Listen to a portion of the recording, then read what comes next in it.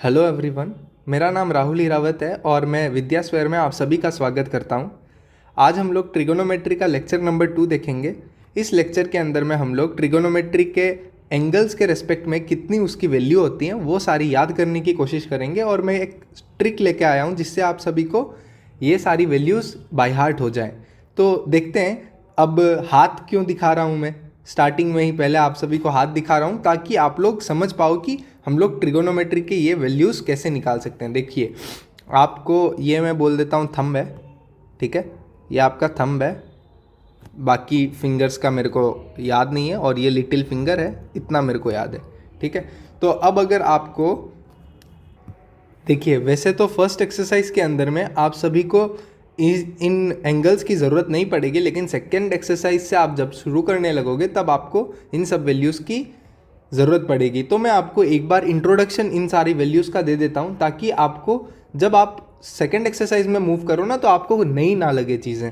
तो आप देखिए, इसके अंदर में थंब है और ये लिटिल फिंगर है, ठीक है। तो आपको क्या है, अब देखिए, ये वाली रिंग फिंगर होती है वैसे तो, और ये मिडिल फिंगर, और ये वाली होती है अपनी, क्या बोलते हैं, इंडेक्स फिंगर। याद नहीं रहता है भाई, चलो ठीक है। तो अब एक काम करते हैं, अपन समझते हैं ये जो फॉर्मूले लिखे हैं। अब देखो, आप बोल रहे होगे कि ये क्या लिख के लाए हैं सर, समझ नहीं आ रहा है कुछ भी। Sine theta equal to under root of fingers below by 2, मतलब हो गया कि आपको साइन का कौन सा एंगल चाहिए। आप देखिए, मैंने पाम के हिसाब से एंगल्स एडजस्ट करके रखे हुए हैं यहाँ पे। तो मेरी लिटिल फिंगर जो है वो 0 डिग्री पे इंक्लाइंड है, और रिंग फिंगर जो है वो 30 डिग्री पे है, मिडिल फिंगर 45 पे है, और ये इंडेक्स फिंगर जो है वो 60 डिग्री एंगल पे है, ठीक है। तो उसके अकॉर्डिंग हम चलेंगे। अब देखिए, मान लो मेरे को किसी ने बोला कि आप साइन 60 डिग्री की वैल्यू निकालिए। साइन 60 डिग्री मतलब क्या हो गया, मेरा इंडेक्स फिंगर, ठीक है, इंडेक्स फिंगर आ रही है। हाँ, इंडेक्स फिंगर के अबव, बिलो, मतलब index fingers below the index finger, finger below the index finger कितनी फिंगर्स है, 1 2 और 3। तो अपन क्या करेंगे, साइन 60 की वैल्यू बोलेंगे अंडर रूट ऑफ 3/2, ठीक है।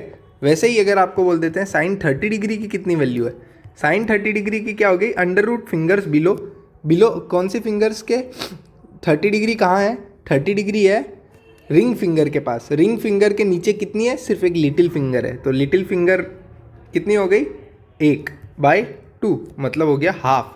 अब देखिए, ये जो वैल्यूज़ हैं अंडर रूट 3/2 और साइन 30 की हाफ, तो साइन 60 क्या क्या हो गया, देखिए साइन 60 अंडर रूट 3/2 आया और साइन 30 हाफ आया, ठीक है। तो ये फॉर्मूला बहुत अच्छे से वर्क कर रहा है यहाँ पे। अब देखते हैं दूसरा फॉर्मूला कॉस थीटा के लिए। कॉस थीटा के लिए फॉर्मूला क्या दिया गया है, under root of fingers above divided by 2।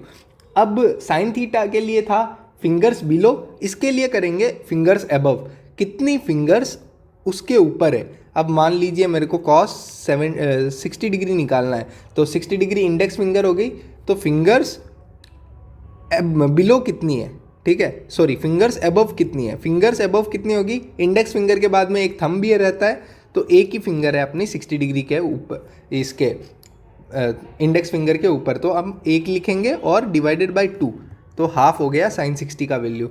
अब आप एक काम कीजिए, आप कॉस 30 निकाल के देखिए। कॉस 30 क्या होता है, ये नीचे वाली सेकेंड फिंगर हो गई, मतलब रिंग फिंगर, रिंग फिंगर के ऊपर कितनी अंगुलियां हैं, और 3 अंगुलियां हैं, तो मैं बोलूँगा अंडर रूट ऑफ 3/2, ठीक है। तो यह आ गया कॉस 30 डिग्री। अब आप एक चीज़ गौर कर सकते हैं कि कॉस जहाँ पे 60 डिग्री पे वैल्यू दे रहा है वही साइन 30 पे दे रहा है, मतलब वैसे ही कॉस जहाँ पे 30 पे वो वैल्यू दे रहा है वैसे ही साइन वहाँ पे 60 पे दे रहा है, मतलब 30 डिग्री ऑफ कॉस एक एनालॉजी बना रहा है 60 डिग्री के साइन के साथ में, साइन 60 और कॉस 30, कॉस 45 और साइन 45 एक ही है, ठीक है। और 60 degree of cos equal to 30 degree of sine, ठीक है। तो ये एक एनालॉजी बन रही है इनके बीच में। तो अब देखते हैं tan की वैल्यूज़ कैसे निकालेंगे। tan का फॉर्मूला मैंने बोला है कि under root of finger below divided by under root of finger above. अब करके देखते हैं, tan 60 की वैल्यू निकालते हैं। अंडर रूट ऑफ tan 60 कौन सा हो गया? 60 हो गया मेरा ये वाली फिंगर, ये इंडेक्स फिंगर। तो इंडेक्स फिंगर के fingers above, sorry fingers below कितनी है? 1 2 3, 3 है, तो under root of 3 by fingers above कितनी है? 4 1 है। फिंगर्स बिलो है 1 2 3 और फिंगर्स अबव है सिर्फ 1। तो tan 60 डिग्री की वैल्यू हो गई अंडर रूट ऑफ 3, ये देखिए, ठीक है, रूट ऑफ 3। ऐसे ही करके हम लोग सारी वैल्यूज़ को, अगर हम अपने को एग्ज़ाम में कभी याद नहीं आता है तो अपन लोग ये सारी वैल्यूज़ को ऐसे निकाल सकते हैं। बट अगेन मैं बोलूँगा कि इसको जितना बाय हार्ट कर सको उतना अच्छा है। आप 3-4 बार इस चार्ट को देखोगे ना, आपको खुद वैल्यू याद हो जाएगा, क्योंकि देखिए बहुत फ्रिक्वेंटली ये सारी चीज़ें यूज़ होंगी, और जब चीज़ें फ्रिक्वेंटली यूज़ होंगी ना तो आप ये चीज़ करोगे ना तो टाइम लेगा। जहाँ पे आपका दोस्त 2 सेकंड में कर रहा होगा ना, वहाँ पे आपको 20 सेकंड के आसपास में लग जाएंगे, ठीक है। तो मैं प्रेफर करूँगा कि ये जो ट्रिक है वो आप तभी यूज़ करें जब आपको पता है कि आप भूल चुके हो, और तब आप इन चीज़ों को यूज़ कर सकते हो। तो ट्रिक्स जो होती हैं वो हमेशा आपको एंड टाइम में, जब कोई सॉल्यूशन ना निकल रहा हो या याद ना हो रहा हो, तब अप्लाई करना, ठीक है। तो ये एक छोटी सी एडवाइस थी, मेरे हिसाब से आप लोग याद रखेंगे इसे, और हम लोग अब काम करते हैं, आगे चलते हैं। चलिए, तो मैं कुछ एग्जांपल क्वेश्चंस पहले सॉल्व करूँगा, फिर अपन लोग एक्सरसाइज क्वेश्चंस में मूव करेंगे, ठीक है। तो ये क्वेश्चन क्या बोल रहा है, देखिए, आप क्वेश्चन को एनालाइज कीजिए एंड उसके बाद में आप ट्राई कीजिए खुद से सॉल्व करने का। देखिए, फर्स्ट में ये क्या बोल रहा है, 10a इक्वल टू मेरे पास दिया हुआ है 4/3, ओके। तो 10 का वैल्यू मेरे पास में गिवन है 4/3। अब 10 क्या होता है? 10 होता है हाइट अपॉन बेस, h/b, ठीक है। तो हाइट क्या है मेरी? हाइट है ये ट्राइंगल की BC हाइट है, ओके, एंड AB क्या है? बेस। डन, चलो, गुड, वेरी गुड। अब देखते हैं अपन लोग इससे क्या कर सकते हैं। अपन इससे क्या कर सकते हैं, ये जो डायग्राम है ना, इसके अंदर में ये 4K वो है ना, ये आप भूल जाइए एक बार, क्योंकि ये बुक में गिवन था, तो ये यहाँ पे आ गया। अब देखिए, आप खुद से देख सकते हो कि BC/AB का रेशियो, आपको रेशियोज तो पता होंगे कैसे होते हैं। जैसे यहाँ पे क्या हो रहा है, BC/AB का रेशियो गिवन है 4/3। तो मैं क्या बोल सकता हूँ कि BC/AB का रेशियो अगर गिवन है, लेट्स से उसको K ले लिया हमने, तो अभी आपको समझ आएगा कि उन्होंने K कैसे लिया है। तो अब मैं क्या बोल सकता हूँ, BC equal to 4K and AB equal to 3K, ठीक है। तो ऐसे ही मैं नेम करूँगा इसको। तो यहाँ NCERT में जो ये 4K और 3K जो दिया हुआ था, उन्होंने रेशियोज लिया है इनका, ठीक है। अब क्या करेंगे, अब आप इनको फाइंड अदर ट्रिगोनोमेट्रिक रेशियोज निकालना है। अब अदर ट्रिगोनोमेट्रिक रेशियोज के लिए आपको एक सबसे पहला काम करना पड़ेगा कि ये वाली चीज़ आपको निकालनी पड़ेगी, हाइपोटेनियस कितनी है। अब हाइपोटेनियस निकालने के लिए आप क्या कर सकते हो, पाइथागोरस थ्योरम यूज़ कर सकते हो। तो पाइथागोरस थ्योरम क्या बोलता है, अंडर रूट ऑफ 4K का स्क्वायर प्लस 3K का स्क्वायर कर दो तो मैं आ जाऊँगा। तो ये क्या होता है, 4 4 जा 16, और वैसे भी 4 + 3 का 5 ही आता है, तो अपन देख लेते हैं 16K square plus 9K square, okay. तो ये होता है 25K स्क्वायर, एंड वो √25K स्क्वायर हो जाता है 5K। डन, तो ये आ गया आपका 5K, मैं लिख देता हूँ यहाँ पे, ये हो गया 5K हाइपोटेनियस। तो हाइपोटेनियस क्या हो गया, AC equal to 5K। Done, अपन ने ये निकाल लिया। अब दूसरी ट्रिगोनोमेट्रिक रेशियोज निकालने हैं आपको। तो साइन थीटा क्या होता है, आपको पता है, साइन थीटा होता है हाइट अपॉन हाइपोटेनियस, ठीक है। वैसे ही कॉस थीटा क्या होता है, बेस अपॉन हाइपोटेनियस। और अब साइन थीटा, कॉस थीटा और टेन थीटा अगर निकल जाए तो उनका रेसिप्रोकल ही होता है। साइन का रेसिप्रोकल क्या होता है, कॉसेक थीटा। कॉस का क्या होता है, सेक थीटा। और टेन का क्या होता है, कॉट थीटा। तो अगर टेन तो दिया हुआ ही है मेरे को 4/5, तो कॉट तो मैं लिख सकता हूँ इसका रेसिप्रोकल होता है तो कॉट में लिख सकता हूँ 5/4, वेरी इजी, यस। और अब देखते हैं साइन थीटा। साइन थीटा अगर हाइट बाय हाइपोटेनियस है तो ये क्या होगा, हाइपोटेनियस बाय हाइट, जस्ट उसका रेसिप्रोकल, ठीक है। तो अब ये हाइट कितनी है, देखिए इस ट्राइंगल में हाइट ये वाली होगी, एंगल ए के रेस्पेक्ट में अगर हम लोग निकाल रहे हैं साइन ए, ये थीटा है लेट से, तो इसके रेस्पेक्ट में जब हम निकाल रहे हैं तो अपन हाइट उसकी बोलेंगे 4K है, वेरी इजी। हाँ, तो सेक थीटा में लिख सकता हूँ 4K,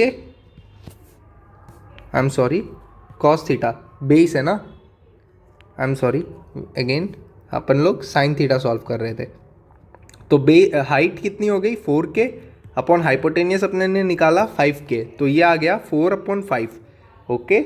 and now cos theta क्या होता है, बेस अपॉन हाइपोटेनियस। अब बेस हमने कैलकुलेट किया था 3K एंड हाइपोटेनियस अपने ने कैलकुलेट की 5K, तो ये हो गया 3/5, ठीक है। सेक थीटा इसका जस्ट उल्टा होगा तो 5/3 एंड कॉसेक थीटा इसका उल्टा होगा तो 5/4। ऐसे करते करते अपन के पास में सारी आइडेंटिटीज आ गई, ये देखिए, ठीक है। यह ऐसे ही निकालनी थी और बहुत आसान क्वेश्चन बनता है इसका। एंड आप लोगों के पास में और भी एक्स्ट्रा एग्जाम्पल क्वेश्चंस होंगे इसको लेके, आप एनसीईआरटी से वो सारे सॉल्व कर लेना। हम लोग दूसरे क्वेश्चन की ओर मूव करते हैं। चलिए अगला क्वेश्चन अपने पास में रेडी है। देखिए इस क्वेश्चन में क्या बोला है कि एक एंगल, मेरे पास एंगल बी है, हाँ बिल्कुल एंगल बी और एंगल क्यू मेरे पास गिवन है। तो इन्होंने बोला है कि साइन बी और साइन क्यू इक्वल है, sine B equal to sine Q है, ठीक है, साइन क्यू है। तो अपन को प्रूफ क्या करना है, प्रूफ करना है तो angle B equal to angle Q है, ठीक है। तो angle B equal to angle Q है। तो अगर हम लोग ये प्रूफ कर दें कि all sides are in same ratios, या फिर मतलब हम लोग इन ट्राइंगल्स को कंग्रुएंट प्रूफ कर दें, तो हम लोग ये बोल सकते हैं कि उनके एंगल भी इक्वल होंगे। अब ये कंग्रुएंसी जो है ना, आपको साइन के रेस्पेक्ट में ये जो गिवन कंडीशन है ना, उनके रेस्पेक्ट से निकाल के लानी है। अब देखते हैं अपन कैसे अप्रोच करेंगे इस क्वेश्चन को। देखिए साइन बी क्या दिया हुआ है, साइन बी क्या होता है, साइन बी होता है AC/BC, very good, sorry AC/AB, हाँ। और साइन क्यू क्या होगा, साइन क्यू होगा PR/PQ, हाँ बिल्कुल। अब देखिए इक्वेट कर सकते हैं sine B equal to sine Q को, हाँ कर सकते हैं। तो क्या आएगा इससे, AC/AB इक्वल टू PR/PQ, ठीक है, इक्वल टू K ले लेते हैं, मान लेते हैं। अब एक काम करते हैं अपन, देखिए AC ये साइड हो गई और PR ये साइड हो गई, तो इन साइड का रेशियो बना सकता हूँ मैं, इसको यहाँ ले आता हूँ, इसको यहाँ ले जाता हूँ, ताकि क्या होता है ये हमारा रेशियो मेंटेन करे। और हमने जो क्लास 9 में ट्राइंगल्स के अंदर में पढ़ा था ना, तो उसके अंदर में भी हम लोग ऐसा ही करते थे कि अपन लोग अगर कंपेयर करते हैं कि कोई चीज़ कंग्रुएंट है, तो अपन प्रूफ करते हैं कि वो रेशियो सेम बना रही हैं उनकी हाइट्स के साथ में। तो AC/PR equal to AQ/PQ equal to K। तो इससे क्या हुआ, मैंने this by this equal to this by this, ये कर लिया मैंने, हाँ बिल्कुल कर लिया ये मैंने, AB है सॉरी, ठीक है, हाँ। तो ये एक चीज़ हो गई। अब एक काम करते हैं अपन लोग, सेम चीज़ इसके रेस्पेक्ट में करते हैं, BC और QR के रेस्पेक्ट में। अब BC और QR के रेस्पेक्ट में अगर मैं करने जाऊँ, BC/QR, सॉरी माफ़ कीजिएगा, BC इक्वल टू क्या है, BC है अपना अंडर रूट ऑफ AB का स्क्वायर माइनस इसका स्क्वायर, हाइपोटेनियस उससे ला सकते हो ना आप, BC को लिख सकते हो ना पाइथागोरस थ्योरम के रेस्पेक्ट में कि AB का स्क्वायर है वो माइनस है AC का स्क्वायर। वैसे ही मैं QR को लिख सकता हूँ अंडर रूट ऑफ PQ का स्क्वायर माइनस PR का स्क्वायर, हाँ बिल्कुल लिख सकता हूँ। चलिए तो अब एक काम करते हैं, अब BC और QR का रेशियो ले लेते हैं, क्योंकि बी सी और क्यू आर का अपन रेशियो ले लेंगे ना, और अगर वो के आ जाता है तो अपन बोलेंगे कि ये साइड भी उनके साथ में सिमिलर है। B C by Q R का रेशियो देखते हैं। B C by Q R का under root of A B का स्क्वायर है ना, तो ए बी अपन ने क्या लिया था, ए बी ले सकते हैं अपन के इंटू ए बी का स्क्वायर लिख सकते हैं, ए बी का स्क्वायर माइनस ए सी, रुकिए, ए बी का स्क्वायर को क्या लिख सकते हैं, एक बार ए बी का स्क्वायर लिखते हैं, ए सी का स्क्वायर लिखते हैं, divided by under root of P Q का स्क्वायर माइनस पी आर का स्क्वायर। अब दोनों को अगर मेरे को कैंसिल करना है तो मैं सोचता हूँ कि मैं क्या कर सकता हूँ।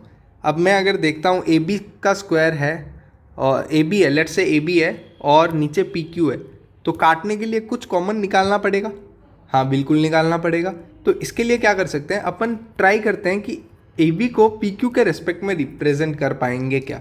तो अगर हम लोग देखते हैं ये जो है हमारे पास में, इसके मदद से हम लोग ए बी को पी क्यू के टर्म्स में रिस्पेक्ट ये कर सकते हैं, क्या कर सकते हैं, A B equal to P Q times of K. हाँ बिल्कुल, तो एक काम करते हैं, ए बी को अपन लिखते हैं के इंटू पी क्यू का होल स्क्वायर माइनस, अब सेम ए सी को अभी अपन लिख सकते हैं, A C by P R equal to K है, तो A C equal to P R times of K times of P R का स्क्वायर, डन। अब इसको ऐसे ही रखते हैं, पी क्यू का स्क्वायर माइनस पी आर का स्क्वायर, ठीक है। अब देखिए यहाँ से क्या आएगा, फिर आप लोग भी साथ साथ में कैलकुलेट कीजिए ताकि आपकी प्रैक्टिस बनी रहे, ठीक है। तो अपन शुरू करते हैं, K square P Q square minus K square P R square divided by under root of P Q square minus P R square. मेरी हैंड राइटिंग इतनी अच्छी नहीं है, आप लोग प्लीज़ अपने आप से सॉल्व कीजिए ताकि आपको आइडिया रहे कि सॉल्व कैसे हो रहा है। के स्क्वायर कॉमन ले सकता हूँ और P Q square minus P R square यहाँ से बन गया मेरा, divided by under P Q का स्क्वायर माइनस पी आर का स्क्वायर, डन। एंड यहाँ से मैं काट सकता हूँ under root of P Q का स्क्वायर और ये under root of P R का स्क्वायर, तो क्या बचता है, सिर्फ under root of K square, जो कि हो गया सिर्फ के। तो मैंने देखा कि B C by Q R equal to K आया। ऑल्सो मैंने ऊपर में एक आइडेंटिटी थी जो मैंने बनाई sine B by sine Q को इक्वेट करके, कि A C by P R equal to A B by P Q equal to भी के था। तो ये सारे रेशियोज इक्वल आए हैं, हाँ आए हैं। और एक चीज़ है कि ये जो रेशियोज इक्वल आए हैं ना, ट्राइंगल्स जो थे मेरे पास में, ठीक है, A B C P Q और आर, तो यही थे ना, ये सॉरी ये आर थे, ये क्यू है, ये सी है, ये बी है, ठीक है। तो इनके हिसाब से क्या हो रहा है, देखिए इनके हिसाब से बन रहा है, हमने जो हाइट्स कंपेयर की है, इस हाइट का रेशियो डिवाइडेड बाय इस हाइट का रेशियो, ठीक है। तो क्या हुआ, A C by P R, और इस हाइट का रेशियो डिवाइडेड बाय इस आर का ratio, B C by R Q, और इसका रेशियो बाय इसका ratio, A B by P Q, वो के बराबर है। इसका मतलब क्या हुआ, सारी ये दोनों ट्राइंगल कंग्रुएंट हो गए। तो अगर ये ट्राइंगल कंग्रुएंट हो गए तो मैं बोल सकता हूँ ना कि ये एंगल भी इस एंगल के कंग्रुएंट होगा। हाँ बिल्कुल होगा। तो ये एंगल Q जो है और ये एंगल B जो है, angle B equal to angle Q आ जाएगा यहाँ से, हाँ आ जाएगा। तो यही तो अपने को प्रूव करना था कि अगर मेरे पास में दो साइन ऑफ B और साइन ऑफ Q इक्वल हैं तो अपन को प्रूव करना है कि angle B equal to angle Q है। तो उसके लिए अपन ने क्या किया, एक बार क्विक रिवाइज कर लेते हैं, ठीक है। तो क्विक रिवाइज कर लेते हैं अपन। हाँ चलिए, देखिए साइन बी था इक्वल टू साइन क्यू, तो अपन ने क्या किया, sine B equal to A C by A B, ये साइन के फॉर्मूले से आता है, साइन क्यू के फॉर्मूले से ये आया, डन। उसके बाद में अब देखो अपन एक काम करते हैं, आगे चलते हैं, आगे देखते हैं, ठीक है। तो अब देखिए साइन पी सेकेंड, हाँ अब देखिए यहाँ से ये रेशियो आया, ये इक्वल किया, उसके बाद में अपन ने क्या कैलकुलेट किया कि देखिए मेरे पास में दो साइड का रेशियो गिवन है, ठीक है, दो साइड का रेशियो मैंने साइन बी साइन क्यू से निकाल लिया, लेकिन थर्ड साइड का रेशियो मेरे को इक्वेट करने के लिए चाहिए था। तो मैंने क्या किया, मैंने सोचा कि चलो BC और QR का भी रेशियो निकाल लेते हैं। BC और QR का रेशियो जब मैं निकालने गया तो मेरे को दिक्कत आई कि AB स्क्वायर और AC स्क्वायर है और यहाँ पे PQ स्क्वायर और PR स्क्वायर है, तो मैं इनको रिप्रेजेंट कैसे करूँ।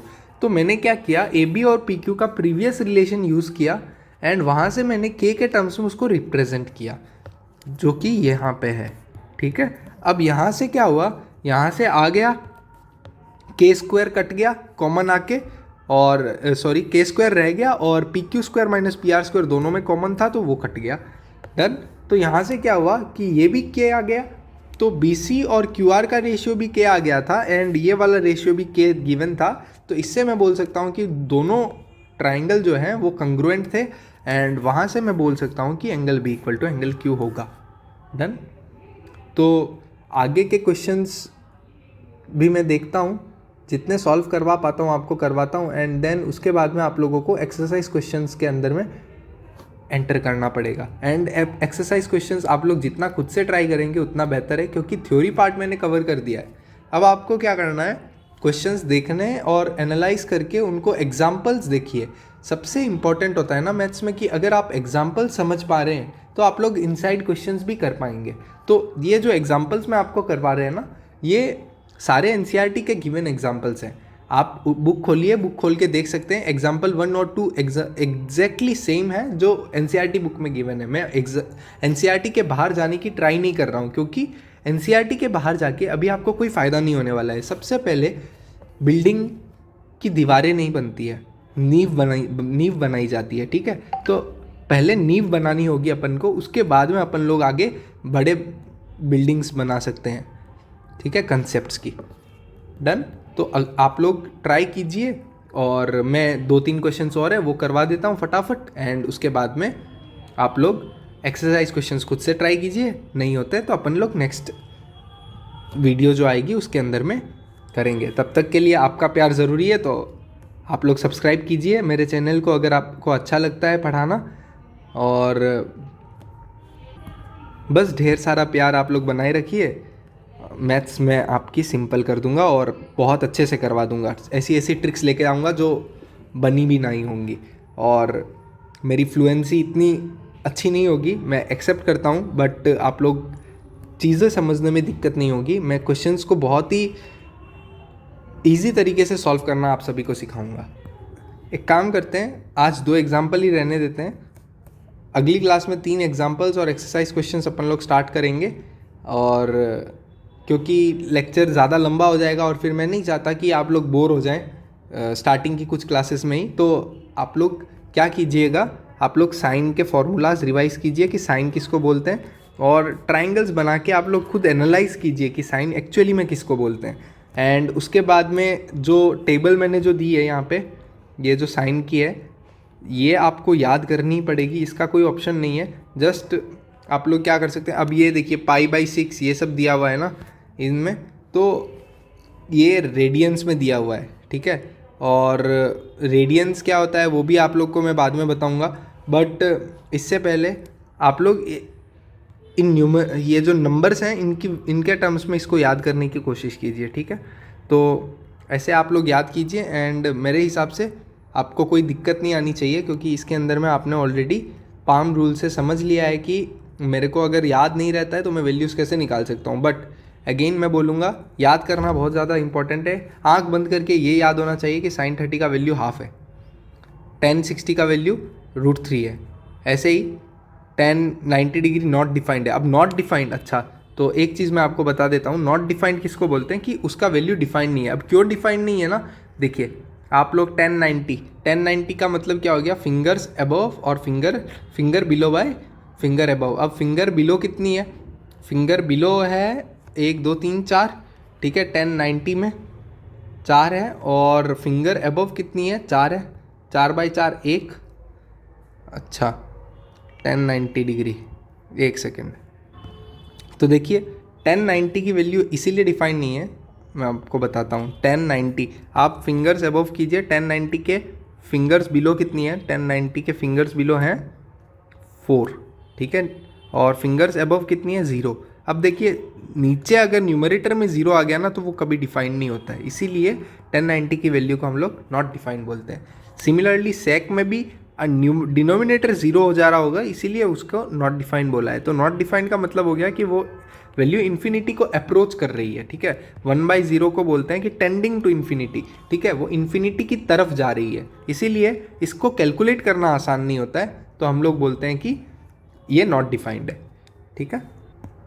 तो आपका आज का चैप्टर मैं यहाँ पे ही रखता हूँ, और ट्रिगोनोमेट्री का सेकंड मॉड्यूल अपन लोग नेक्स्ट डिस्कस करेंगे, और उसके अंदर में 3 एग्जांपल्स अपन लोग सॉल्व करेंगे जो बाकी रह गए हैं, और उसके बाद में अपन लोग 8.1 एक्सरसाइज में मूव करेंगे, जहाँ पे हम लोग क्वेश्चंस को आसानी से सॉल्व करने का तरीका देखेंगे, कितनी आसानी से आप लोग बोर्ड्स के अंदर में लिख के आ सकते हो ताकि आपको अच्छे मार्क्स मिले, ठीक है। तब तक के लिए मैं आपसे अलविदा कहता हूँ, और आप लोग मेरे चैनल को लाइक, शेयर और सब्सक्राइब ज़रूर करना ताकि मेरे को सपोर्ट मिले और मैं आपके लिए और भी इंटरेस्टिंग वीडियोस बना पाऊँ मैथ्स के रिगार्डिंग, ठीक है। चलिए, आपका दिन शुभ हो।